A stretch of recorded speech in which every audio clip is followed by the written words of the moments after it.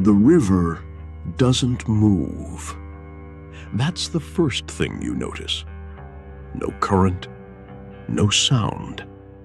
Just a flat, dark mirror of water stretching into the haze of a Paleocene morning, 56 million years ago.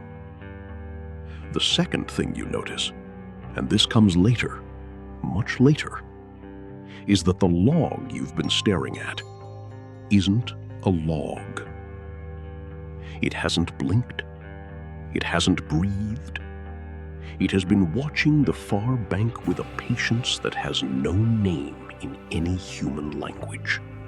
And then it moves. Not fast, not a lunge. Something slower and more deliberate than that. The water peels back from the front of it, and you realize the head was only the beginning.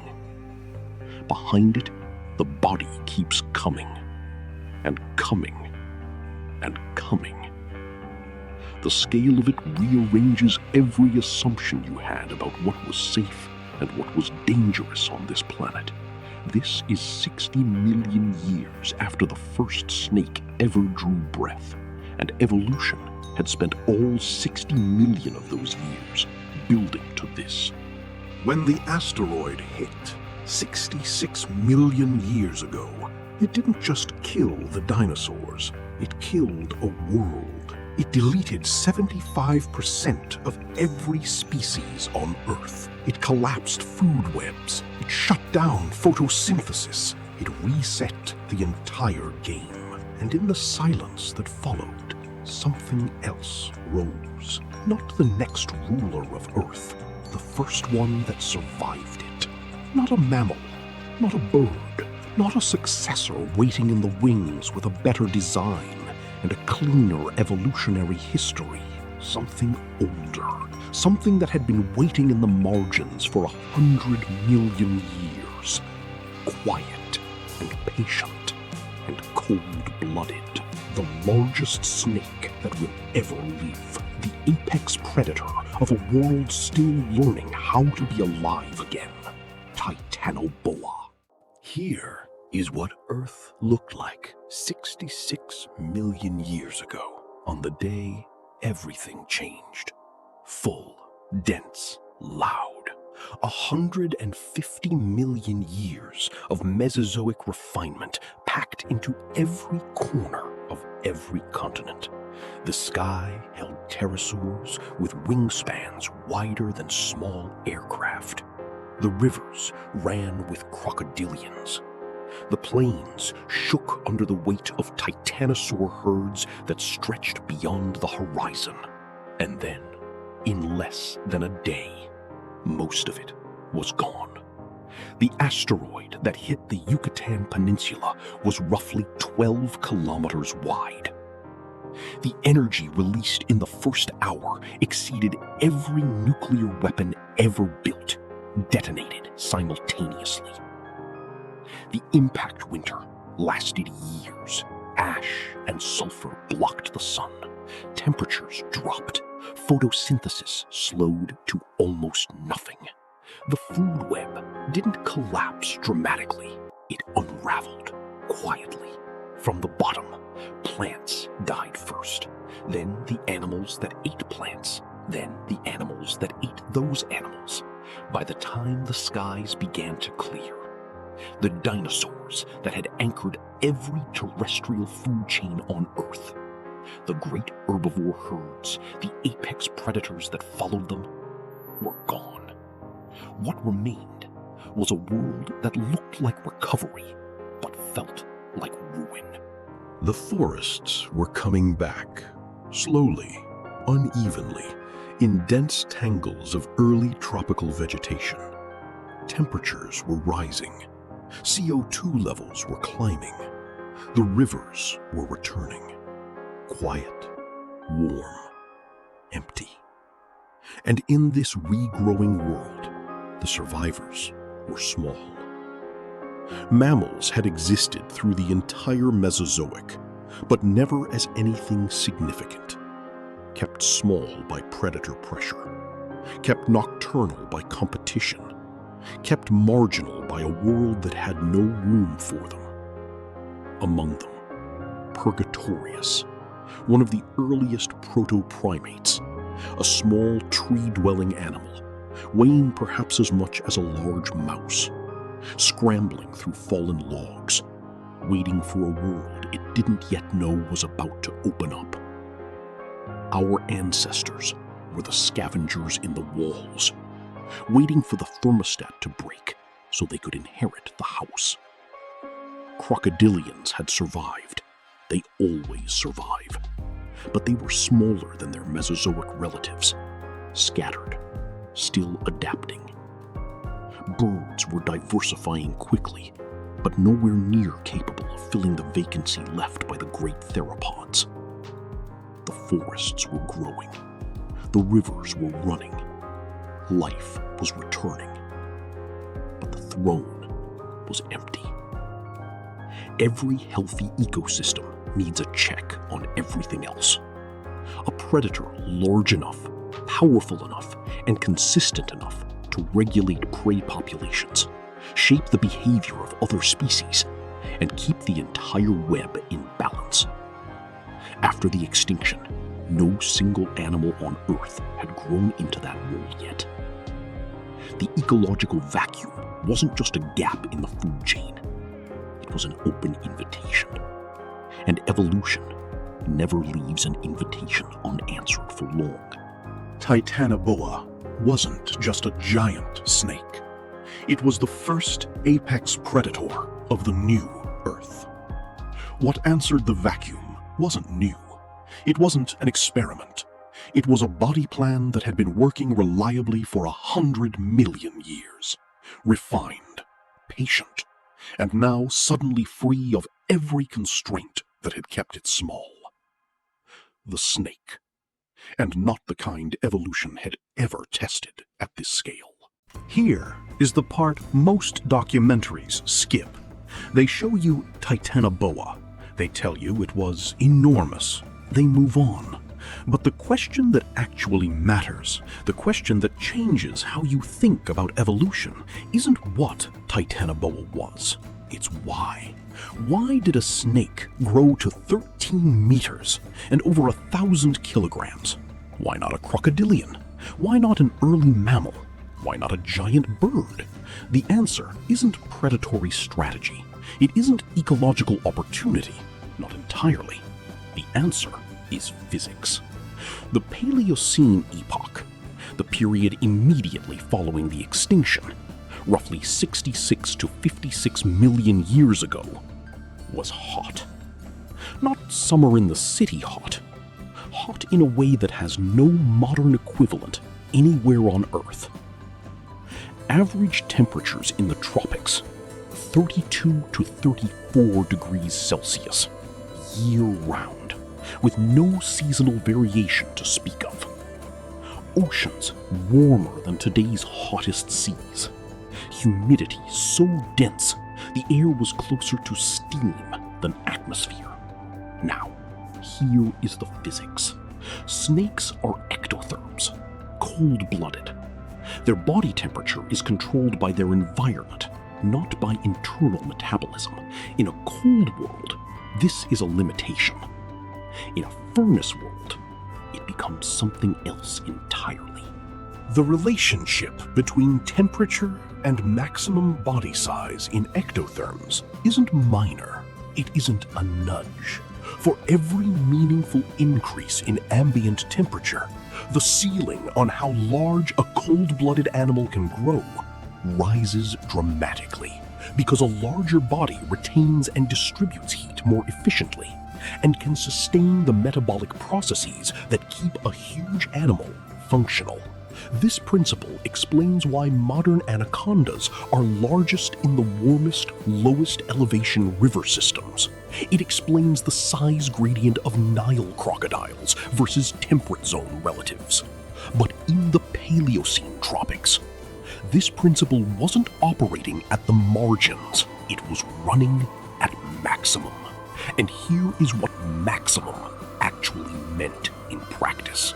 Put Titanoboa in the modern Amazon, averaging around 27 degrees Celsius, and it wouldn't just move slower, it would starve. A body that large generates metabolic demands that require a world warm enough to keep its enzymes firing fast enough to digest a meal before the meat begins to rot in its gut. 7 degrees of cooling isn't an inconvenience for a 1,000-kilogram ectotherm. It's a death sentence written in biology. Titanoboa didn't grow huge because it found a lot of food. It grew huge because physics demanded it. The world built Titanoboa the way pressure builds a diamond. Not deliberately, not gently, through the relentless application of physical forces that left evolution with very few other answers. The planet didn't allow Titanoboa, it demanded it. So what does that demand look like when it's alive? Before we continue, here's a glimpse of something coming soon. 2 apex predators, 2 different worlds, one from the dying Permian, one from the rising Triassic. And when they meet, the environment decides everything. Gorgonops, Postosuchus, a matchup 250 million years in the making. If you want to see how this battle plays out, don't miss the full video. And make sure you're subscribed so you won't miss what comes next. Let's talk about what it actually was. Not the myth, not the approximation, the animal. Titanoboa cerejonensis, named for the Cerejon coal mine in northern Colombia, where its fossils were first excavated in 2009. The initial discovery? 42 vertebrae and some rib fragments buried in rock that was once the floor of a Paleocene rainforest river system. The vertebrae told paleontologists everything. A modern boa constrictor vertebra is roughly the size of a large grape. A Titanoboa vertebra is the size of your fist. If you held one in your palm, it would fill it completely, and you'd still be holding only one segment of a spine that repeated that scale for 13 meters. The proportional scaling from those vertebrae puts the animal at a minimum of 13 meters in length, longer than a city bus. Mass estimates based on that length and the known proportions of large voids, over 1,000 kilograms. Some estimates reach 1,100, 1,200. Early reconstructions underestimated this. More recent biomechanical models, accounting for the density of muscle mass implied by the vertebrae geometry, suggest the upper estimates are more likely correct than the lower ones. To give you a frame of reference, the largest reliably measured reticulated python ever recorded was around 7 meters and 160 kilograms. Titanoboa was nearly twice as long and 6 times heavier. This was not a large snake. This was a different category of animal. Now, the body. Titanoboa was semi-aquatic, built for the river system, not for draping through forest canopy. The skeletal structure suggests a broad, heavily muscled cross-section. At its widest point, the body would be roughly the width of a grown man's shoulders. If Titanoboa crawled through a standard doorframe, its body wouldn't just be long, it would brush both sides simultaneously. It wasn't a snake passing through the world. It was a moving corridor of muscle. The skull tells you what it ate and how. Modern constrictors, boas, pythons, have highly kinetic skulls. Flexible, built to stretch wide and swallow large prey whole after the kill. Titanoboa's skull was different, broader, more robust. The teeth were not designed for venom. Titanoboa had no venom, but for gripping, for purchase, for holding on to something large and powerful, and very motivated to escape. This is a skull built not for swallowing prey quietly. It's built for holding prey that fights back. And here is the constriction mechanic. Modern boas and pythons kill not by suffocation, but by cardiac arrest. Each exhale tightens the coils until the heart can no longer expand to fill with blood. Blood flow stops within seconds. The prey dies faster than it can understand what's happening. Titanoboa almost certainly constricted, but the mechanics were different. At over 1,000 kilograms, constriction isn't a technique, it's geology. The weight of the coils alone is a force most prey animals cannot generate enough muscle to overcome. The caiman doesn't need to suffocate, it simply needs to stop being able to move. And then there is the heat sensing. Like modern pythons, Titanoboa almost certainly had pit organs. Heat-sensitive pits along the jawline that detect infrared radiation. In murky, dark river water where visibility is near zero, this is not a bonus feature, it is the primary sense. In the rivers of the Paleocene, Titanoboa didn't hunt by sight. It hunted by the heat signature of a living body moving through cold water in the dark before anything knew it was there. Rivers, ambush, patience. An animal that didn't need to chase anything, that simply needed to be somewhere first and wait. The river had rivals, though, and they were evolving too. Titanoboa was not alone in those rivers. This is the part that never gets told properly. The Paleocene rainforest of what is now northern Colombia, the Cerrejón Formation, was one of the most biodiverse river ecosystems in the history of the planet. And two of the animals sharing that water with Titanoboa were not passive bystanders. They were competitors. Cerrejón improceras, a small, broad-snouted crocodilian from the same formation, about 2 meters long, heavily armored, opportunistic, built for shallow water and ambush. Acherontosuchus guahirensis, larger, longer-snouted, more suited to open water, estimated at 5 to 6 meters, built for pursuing fish in deeper channels. And Carbonemys cofrini, a turtle the size of a dining table, shell over 1.5 meters long, so large that even Titanoboa couldn't always swallow it whole. These were not prey animals, they were rivals. Here is what's strange about the Cerrejón fossil record. For decades, paleontologists working these sites found plenty of crocodilians, plenty of turtles. The ecosystem was clearly rich and diverse, but the apex predator left almost nothing behind. The ghost in the data wasn't absent. It was visible in the scars on turtle shells, in the stunted maximum size of every crocodilian species recovered, in the behavioral signature written into bone by something that had been selecting against large crocodiles for millions of years. The king was there in its effects long before anyone found its vertebrae. We still don't know how often Titanoboa and Acherontosuchus clashed directly, but the fossil record suggests the answer wasn't never. Imagine a crocodile surfaces at the edge of a slow-moving channel, holds still, not basking, listening.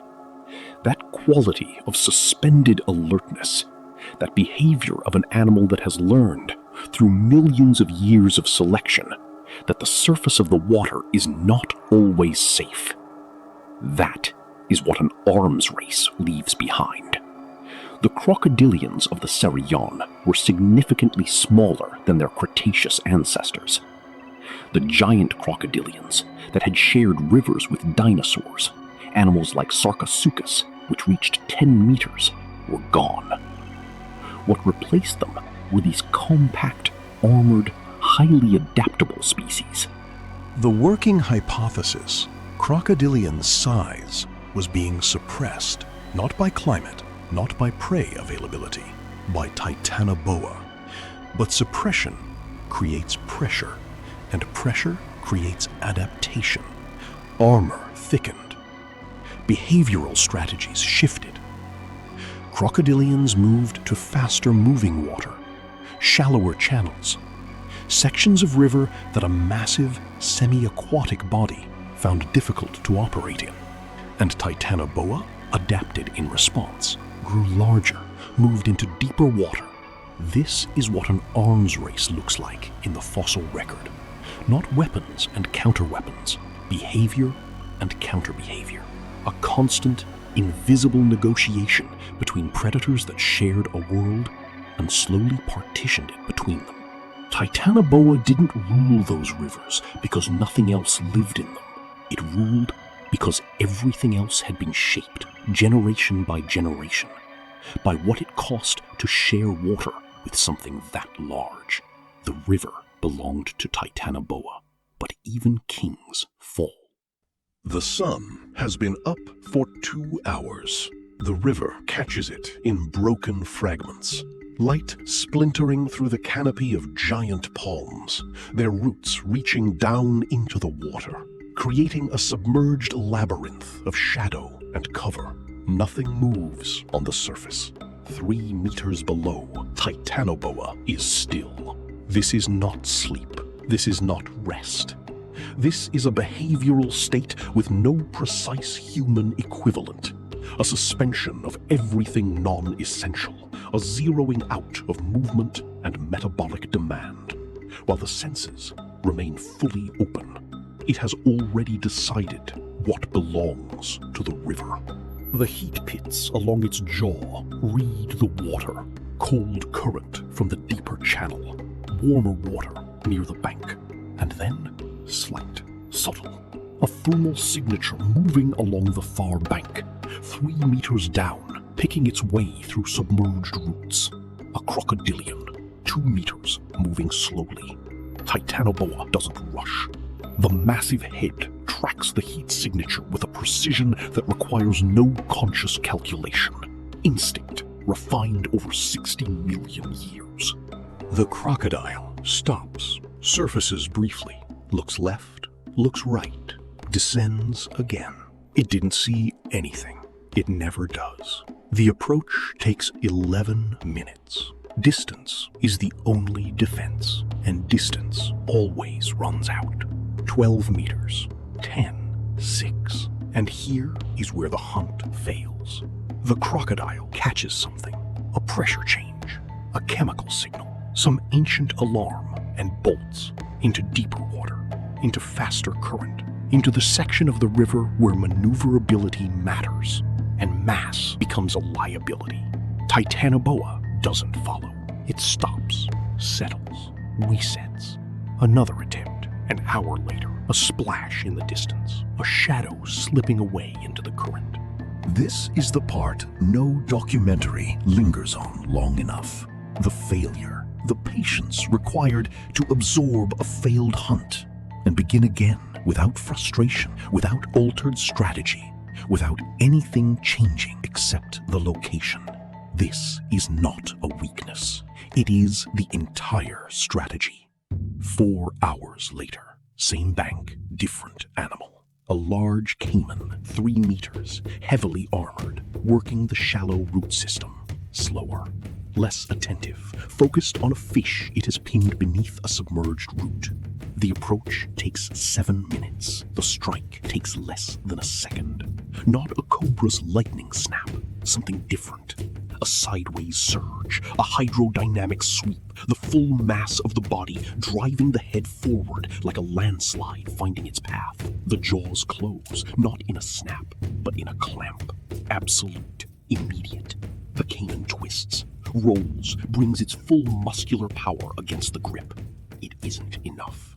The coils settle, not rapping with the elegant efficiency of a modern boa, but simply arriving. The weight is the mechanism.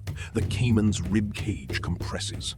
Cardiac pressure builds. Blood flow stops within seconds. It takes 4 minutes.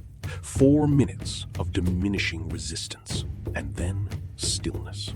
The river returns to silence. If you had been standing at the edge of this bank 60 million years ago, you wouldn't see it coming. You wouldn't realize until too late that you were already inside its range. A pressure change in the water around your ankles. A stillness that wasn't natural.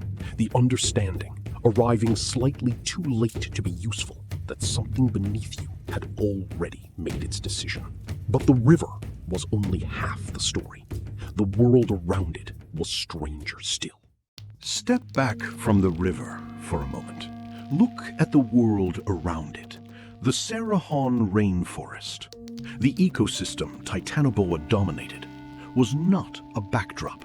It was a living architecture that had rebuilt itself from catastrophe, and it bore all the hallmarks of a world still in the process of becoming. Giant palms reaching 30 meters, broad-leafed angiosperms filling every available gap, a canopy so dense and so continuous that standing on the ground was like standing at the bottom of a green ocean. The smell was rot and growth simultaneously. The heavy organic sweetness of decomposing vegetation feeding a forest floor that was constantly, visibly becoming something new. The heat was not the dry heat of a desert. It was saturated, oppressive. The air so loaded with moisture that the boundary between breathing and drowning felt genuinely negotiable. Somewhere in the upper canopy, small primates, our ancestors, quick, nervous animals that had learned through deep evolutionary instinct that the ground was somewhere you passed through, not somewhere you stayed. They were right. Giant turtles hauled themselves along riverbanks. Crocodilians patrolled the shallows. Enormous fish moved through the deeper channels. The river was a corridor of life, moving constantly, feeding everything. And Titanoboa sat at the center of it, not as a dramatic, visible presence, but as a structural force, an invisible ceiling. A keystone predator doesn't just eat, it organizes. Its presence determined where crocodilians could safely forage. Its predation pressure shaped the size distribution of every large prey animal in the system. The rivers it chose became, by definition, rivers that other animals approached differently. The basking sites it favored became sites that other animals avoided. Not constant, dramatic violence, quiet influence. A weight on the whole system, pressing everything else into the shape of an ecosystem that contained something this large. Titanoboa didn't rule the Cerrejón by fighting for it. It ruled it by existing in it. And then the temperature dropped. Not suddenly, not dramatically, the way most catastrophes actually unfold. Slowly, incrementally, almost imperceptibly, until one day the world that existed is simply gone, and something else has taken its place. The Paleocene gave way to the Eocene. The Eocene began a long, irregular cooling trend that would continue, with interruptions, for millions of years. Global average temperatures fell by 2, 3, 4 degrees Celsius. Small numbers on paper, civilization-ending numbers in ecological terms. For Titanoboa, this was not a challenge to be adapted around. It was a direct attack on the mechanism that made it possible. Remember the physics.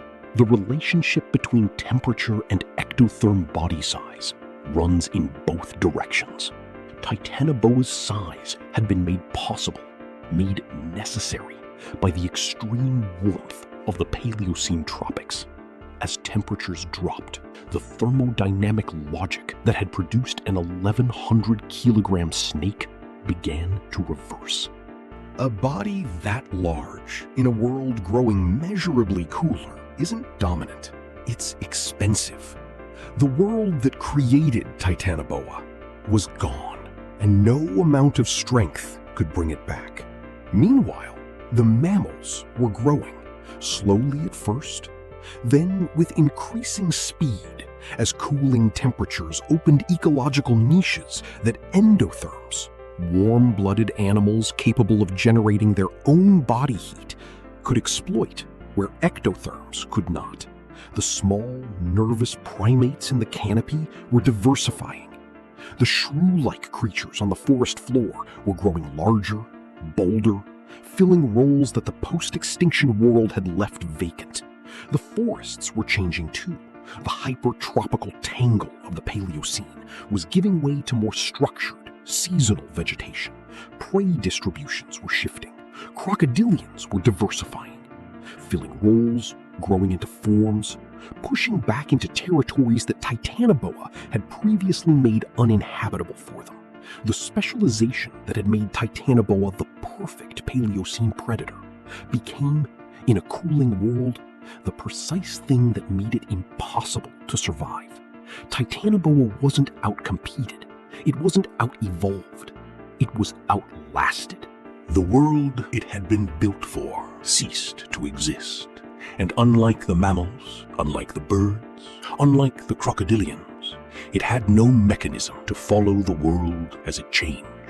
Titanoboa didn't lose to a predator. It lost to time. Look at a green anaconda. Really look at it. The largest living snake on Earth, up to 8 meters, over 200 kilograms.